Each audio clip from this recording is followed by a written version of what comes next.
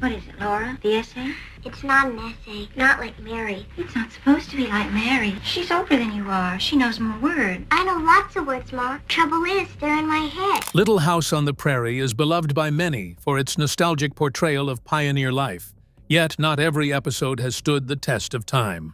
Ma, if I was to tell you something, could you keep it secret? Of course. I'm scared. I'm scared of getting up in front of all those people. I just know they're gonna laugh at me. Some chapters of this classic series have been pulled from circulation, banned in several regions due to content that conflicts with today's social standards. What could cause a wholesome family show to become restricted decades after it aired? From unsettling portrayals to problematic storylines, certain episodes raise tough questions about representation, culture, and censorship. Let's uncover the reasons why these particular stories remain off-screen even today. The controversy behind the bans. Little House on the Prairie has long been cherished as a heartwarming depiction of pioneer life in late 19th century America, but not every episode fits into the idyllic mold people remember. Among the hundreds of episodes produced, several have been pulled from syndication or remain banned due to content that clashes with modern sensibilities. The controversy mainly revolves around depictions of race, cultural insensitivity, and outdated social attitudes, which create discomfort for today's audiences. These episodes reveal a tension between preserving television history and acknowledging how societal values have evolved. When the show originally aired from 1974 to 1983, it reflected the era's attitudes as much as it dramatized historical events. Some storylines and character portrayals were intended to educate or create drama, but they also relied on stereotypes or approaches now widely recognized as problematic. This has forced networks and streaming platforms to reconsider which episodes are appropriate for contemporary viewers. The decisions to ban or restrict these specific episodes highlight how cultural standards influence media preservation. Nevertheless, the bans have not gone unnoticed by fans, scholars, and cultural critics who debate the merits and consequences of censorship. Some argue that removing episodes erases opportunities to discuss difficult but important aspects of history and media representation. Others feel that certain storylines cause harm by perpetuating stereotypes and should not be viewed casually. This ongoing debate points to complex questions about accountability, education, and the way entertainment shapes public understanding. Importantly, the banned episodes remain rare exceptions in an otherwise celebrated series known for its themes of family, faith, and resilience. Yet their existence challenges viewers to confront uncomfortable realities underneath the nostalgia. It also reminds us that even beloved media can contain elements that reflect past mistakes or blind spots. These episodes serve as windows into shifting cultural landscapes and the responsibilities of storytellers. Many of the controversies focus on how Indigenous peoples, people of color, and minority groups are portrayed. What seemed acceptable decades ago clashes sharply with contemporary emphasis on respect, accuracy, and inclusivity. For those who grew up watching the series, these scenes can feel jarring or offensive. Meanwhile, younger audiences encounter these portrayals with growing recognition of their problematic nature.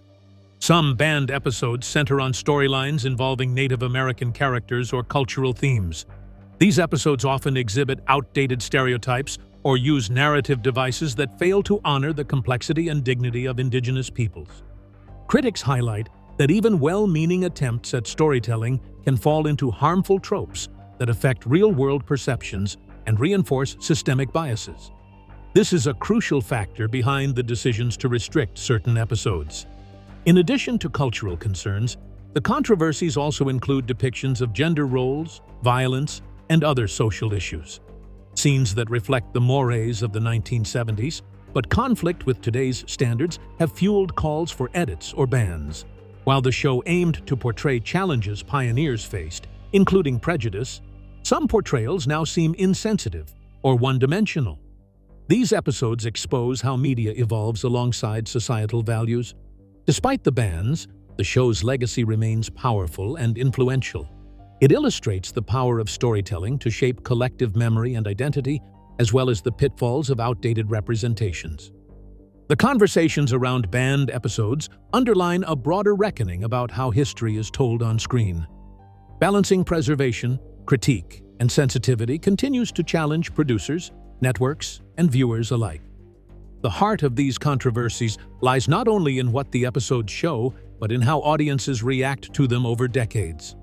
This conversation is vital to understanding why certain episodes stay banned and sets the stage for looking closely at the most controversial ones. Though part of a wholesome series, some episodes struck nerves so deeply that they were withdrawn permanently, starting with one that many consider the most disturbing of all. Episode 1. The Ghost. The Ghost, which originally aired during the show's 5th season, is often brought up as one of the most problematic installments of Little House on the Prairie. And yeah, it kinda gets referenced a lot. At first glance, the story looks like a pretty standard ghost tale stitched into pioneer living. But when you get a little deeper, it's the parts underneath that start to feel uncomfortable and cause real pushback. In the episode, there's a character who's believed to be troubled by a Native American spirit. The whole thing kinda overlaps spiritual ideas, but it also leans hard on stereotypes and shaky, inaccurate depictions. A big concern is how indigenous culture and spirituality are presented through a lens that many people see as too narrow, almost reductive, and not respectful enough. The episode frames Native American beliefs as something eerie or straight-up frightening. So instead of showing anything genuine, it falls back on negative cliches. That choice, in practice, seemed to amplify fears and misunderstandings about indigenous people rather than building respect or actual knowledge. So, for modern audiences, the portrayal can feel old and honestly culturally insensitive, like it hasn't aged well. Also, the storyline kinda hinges on conflict and mistrust between settlers and Native Americans, but it really turns those relationships into something more bite-sized, like good versus evil, you know? It sort of flattens what actually happened, and the indigenous characters end up feeling one-dimensional, missing all the in-between nuance, and that's the part people keep criticizing as misrepresentation. And since the show was aimed at a family audience, plus it kind of had educational influence during its original run, it makes the whole thing land harder. On top of that, the way Native Americans are characterized in The Ghost leans on stereotypes, especially through costume details, speech patterns, and behavior. And honestly, it has not aged well at all. These choices also reflect bigger problems in television and film back then, where minority groups were often treated like curiosities or turned into caricatures. Nowadays, these portrayals would probably be scrutinized closely or avoided entirely, just to not keep spreading harmful attitudes. Plus, the episode tone mixes suspense with discomfort, and some viewers said it felt unsettling, even though the series was known for wholesome themes. The fear angle, tied to indigenous spirituality, caused unease not only at the time, but for later audiences too, which brings up the question of whether it was appropriate for children and family watching. That push and pull, along with the growing backlash, helped lead to the episode being pulled from syndication. Networks and channels that rebroadcast Little House on the Prairie have sometimes just gone ahead and left out The Ghost from their schedules, saying it was too sensitive culturally and that viewers complained a lot.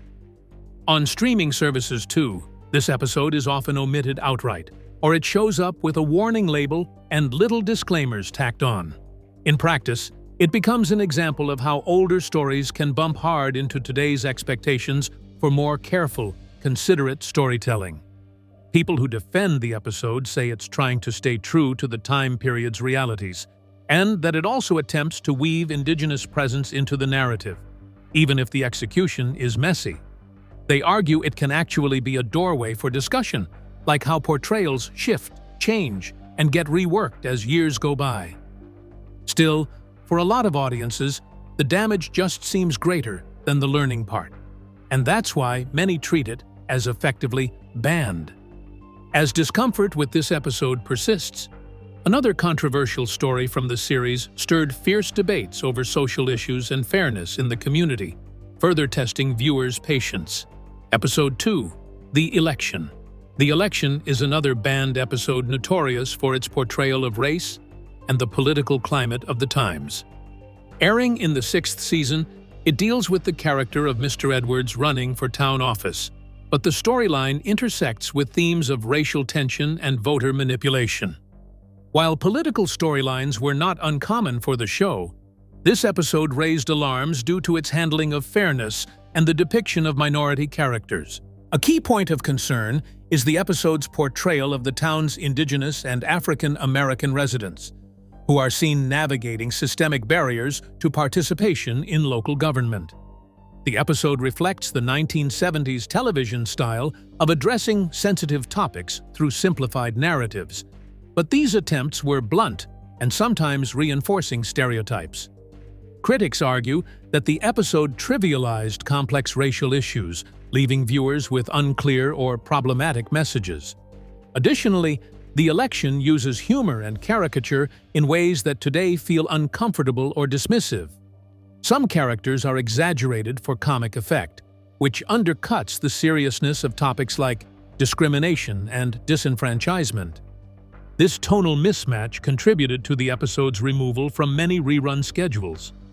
The writing also depicts certain political manipulations as harmless pranks rather than serious breaches of trust and legality, which offended viewers expecting more responsible storytelling. The episode's approach seemed to downplay the real challenges minority groups faced, generating criticism for insensitivity amidst ongoing civil rights struggles. Consequently, many networks opted to exclude The Election when re-airing the show, citing concerns about racial stereotypes and the potential to misinform audiences. Streaming editions, likewise, often leave this episode out as part of efforts to adhere to current cultural standards. Supporters have noted that the episode aimed to highlight political engagement and the value of participation, but its execution falls short of modern expectations. They contend the show took steps to confront social issues, even if the methods appear dated. Still, the impact of the problematic elements remains a barrier to acceptance. Public reaction further underscored the episode's controversial nature, with some viewers expressing disappointment that a family series would handle racial matters so clumsily. This backlash solidified The Election as one of the episode's most frequently censored due to concerns about racial representation. The controversy surrounding The Election highlights the sensitive responsibility media bears when addressing social and political themes, particularly in programs aimed at broad audiences. It also illustrates how well-intentioned storytelling can inadvertently cause offense and contribute to ongoing cultural debates. The scrutiny surrounding this episode paved the way to examine yet another story dealing directly with identity and cultural conflict, which also remains banned to this day. Episode 3: The Name of War. The Name of War is often seen as one of the most culturally sensitive and honestly kind of controversial episodes of Little House on the Prairie, so it ends up being banished from a lot of screens, for years. The episode takes on Native American identity head first, and it does this through a character named Flaming Eagle, who keeps wavering in his loyalty between Native traditions and the daily world of the white settlers. Even though the writers wanted to touch on cultural assimilation and sort of respect, the way it was done ended up getting a lot of backlash. One issue people point out is the way Native American customs and individuals are shown, through a lens that many viewers said felt too simplified. The episode tries to dramatize cultural clash, but then it kind of slips into a romanticized, tokenistic presentation of Native culture, instead of giving it that fully developed perspective. And that left a lot of people feeling pushed away, because they were hoping for a more careful and nuanced look at Indigenous life, not just a quick impression. The casting also raised eyebrows. Non-Native actors were used to play Native American characters, which was sadly common on TV back then, but is now viewed as a problem. This choice made the authenticity conversation louder, and it highlighted the need to give Indigenous actors space so they can actually help tell the stories. With that, the episode didn't read as inclusion to many audiences, It read more like marginalization, or at least that's what critics kept saying. Also, the storyline handling of the name of war as a sign of individual and cultural identity was seen by some as kinda reductive, you know. The complicated realities around identity conflict and long historical trauma were sort of pushed into a smaller tale about honor and belonging. Yes, it was dramatic, but in doing so, it kind of glossed over deeper historical truths and also what's happening today in indigenous communities. Some critics went further and said Flaming Eagle's storyline sometimes fed into the noble savage stereotype, that old trope where native peoples are shown as tragic, but in the end, doomed. The episode's dramatic tension leaned a lot on that, and now people generally recognize it as something that keeps harmful, simplistic ideas in circulation about indigenous cultures. And the tone, it kept swinging between sincere and overly sentimental, with no real steady middle.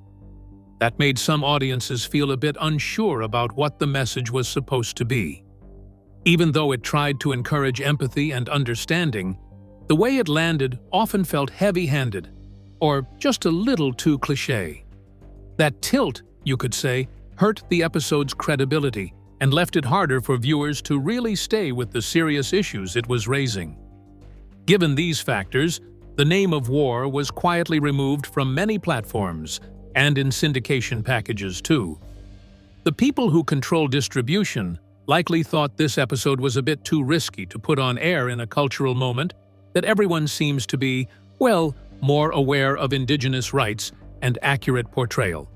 Its absence kinda underscores the troubles older media has when it tries to deal with cultural issues through past norms. And you know, without catching up. Even with the ban, the episode is still a central point for people talking about how television historically handled Native American narratives. It brings out the limits of good intentions when deeper research is missing and community involvement doesn't really happen. In that way, it joins others like it, and works as a reminder that storytelling standards and representation keep changing over time. The back and forth around The Name of War shows how media can end up fueling misunderstanding, even when it's aiming to educate. It also pushes a kind of reflection on the responsibilities that storytellers actually have, and how careful they need to be. This reflection naturally leads to exploring the world in which the series was made, and how the cultural environment of the 1970s shaped its content. Historical context of 1970s TV. Television in the 1970s operated within a vastly different social and cultural framework than what we have today. Shows like Little House on the Prairie were produced amid shifting yet still limited understandings of race, culture, and representation. During this time, broad social movements were pushing for civil rights and greater diversity on screen, but many productions lagged in reflecting these changes thoughtfully. This disparity helps explain why certain depictions, now seen as offensive, were common then. Broadcasting standards and practices in the 1970s allowed for more generalized portrayals of minority groups, often leaning on stereotypes rather than nuanced character development. Networks and producers frequently relied on familiar tropes, partly because of limited input from marginalized communities, and partly because of audience expectations rooted in the era's dominant cultural narratives. These factors often resulted in flat or caricatured portrayals. The television landscape was also influenced by what was commercially viable and broadly acceptable to a largely white, middle-class audience. Producers aimed to appeal to wide demographics without challenging viewers too directly.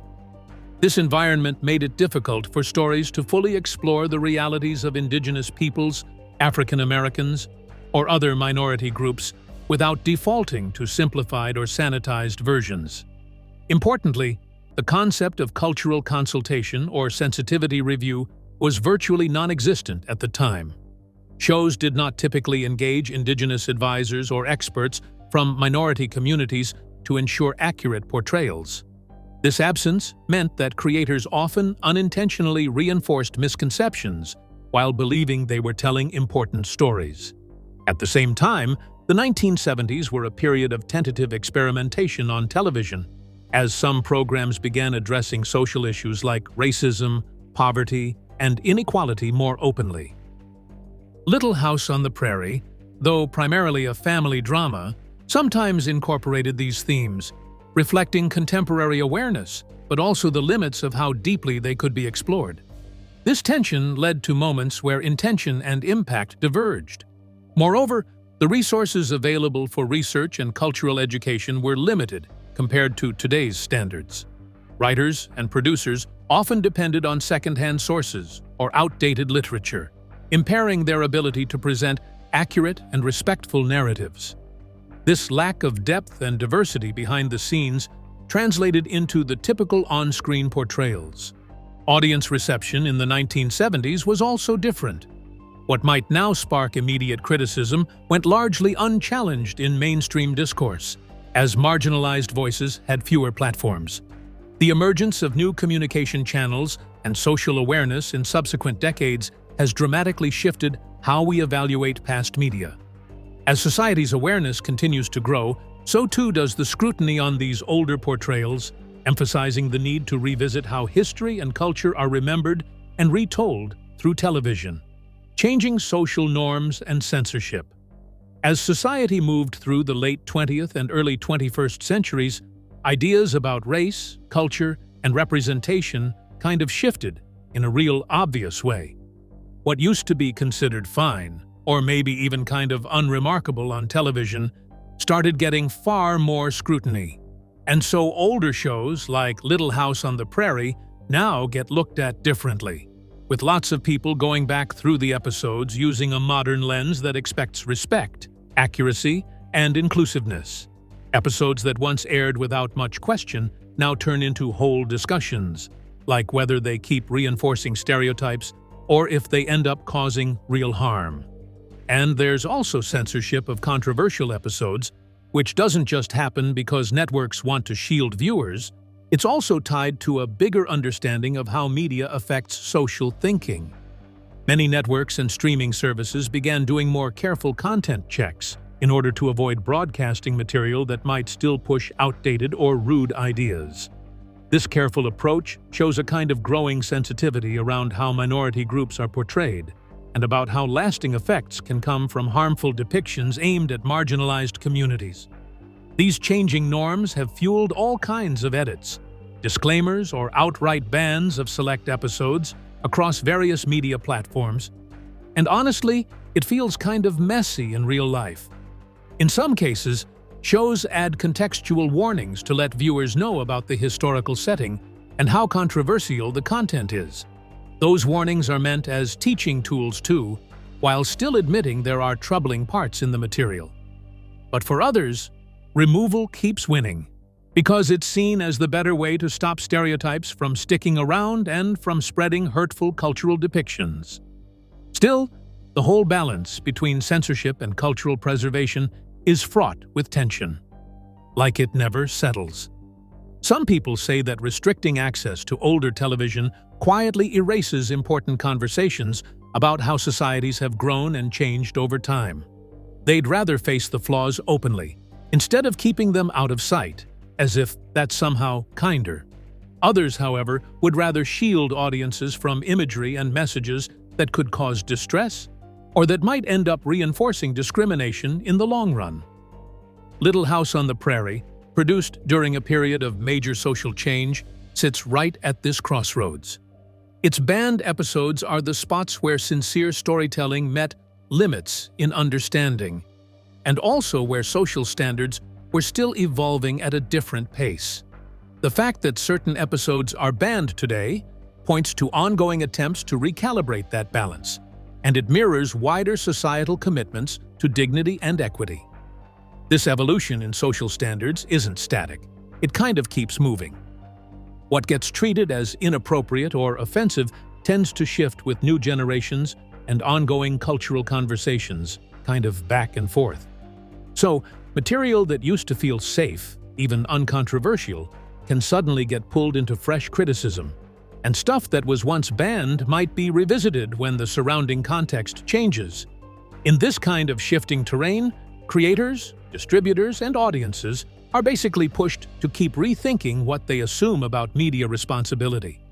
Also, the accessibility of media has changed massively with digital streaming, and that adds another layer when it comes to censorship. Platforms now have to decide which kind of content matches contemporary values while still dealing with audiences across the globe. Often, this means regional limits, selective availability, or a title that appears in one place but not another. And it raises that bigger issue about who controls the cultural storyline and how the past is actually narrated. Amid these changing social norms, fans and critics alike grapple with how to honor cultural progress while remembering media's role in reflecting past attitudes. This dialogue naturally extends to how viewers themselves respond to this evolving legacy. Fan reactions and cultural legacy. The loyal following of Little House on the Prairie has long embraced the show's wholesome image and themes of family, faith, and perseverance. For many, it symbolizes a comforting window into a simpler, idealized past. However, when news of banned episodes surfaced, fan reactions became mixed, revealing a complex relationship between nostalgia and critical awareness. Some fans expressed disappointment and frustration over these episodes being removed or censored. They argue that the series should be preserved whole, warts and all, as a piece of television history. To them, banning episodes feels like an erasure of the full story, diminishing the opportunity to learn from past mistakes. Many also feel protective of the show's memory and fear that censorship risks rewriting or softening its impact. Conversely, other viewers support the bans, emphasizing the need to hold media accountable for perpetuating stereotypes and insensitive portrayals. For these fans, acknowledging harm and making thoughtful decisions about what remains in circulation is crucial. They see the bans as necessary steps toward fostering respect and inclusivity in media consumption, even if it means difficult conversations about beloved shows. This divide among fans reflects larger cultural debates about how to balance appreciation for classic media with critical evaluation. Discussions online and in communities often revisit the question of whether it is possible, or even responsible, to separate art from its problematic elements. Little House on the Prairie's banned episodes become focal points in this ongoing discourse. Moreover, the show's cultural legacy is shaped by how these controversies have highlighted issues of representation and censorship. For many, the dialogue around banned episodes enriches understanding of the social context in which the series was produced. It encourages viewers to consider both the show's achievements and its limitations. At the same time, the passion surrounding these banned episodes reveals how deeply viewers connect with the characters and stories, even as they wrestle with uncomfortable truths. This emotional investment keeps the conversation alive and relevant, bridging generations. Understanding fan reactions and the show's legacy highlights the complexities of grappling with cherished yet flawed media, setting the stage for reflection on whether banned episodes should ever return to our screens. Should these episodes be restored? The whole question of if the banned episodes of Little House on the Prairie should be back in public viewing is still really divisive, a bit messy in a way. Some people say that keeping these episodes around is sort of a necessary reminder of how far society has walked, at least when it comes to cultural sensitivity and representation. They argue that if you watch them with critical context, it can help you notice old attitudes and how the bar for media standards slowly evolved. In their view, removing the episodes could end up cleaning up history, and then nobody gets those better education moments.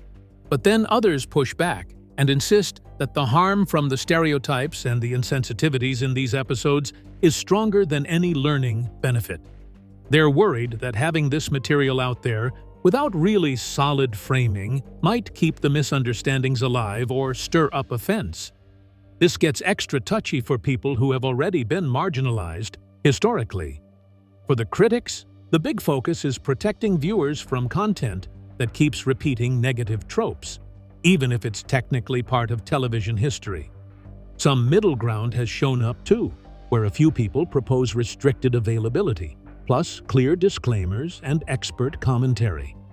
This option makes it possible for those studying media history to actually access it, while also making it unmistakable that the episodes show outdated and unacceptable views. It treats the episodes like cultural artifacts rather than some kind of endorsement of what's being said in them. More than a couple streaming platforms have tried a similar method for historical films and series that include problematic content, which is, honestly, pretty similar logic.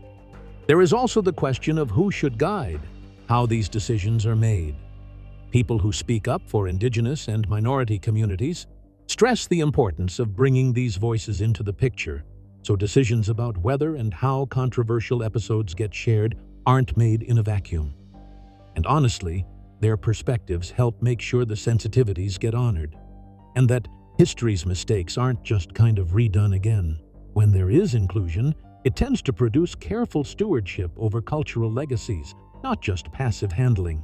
On top of that, bringing back banned episodes might spark critical conversations about censorship, memory, and accountability too.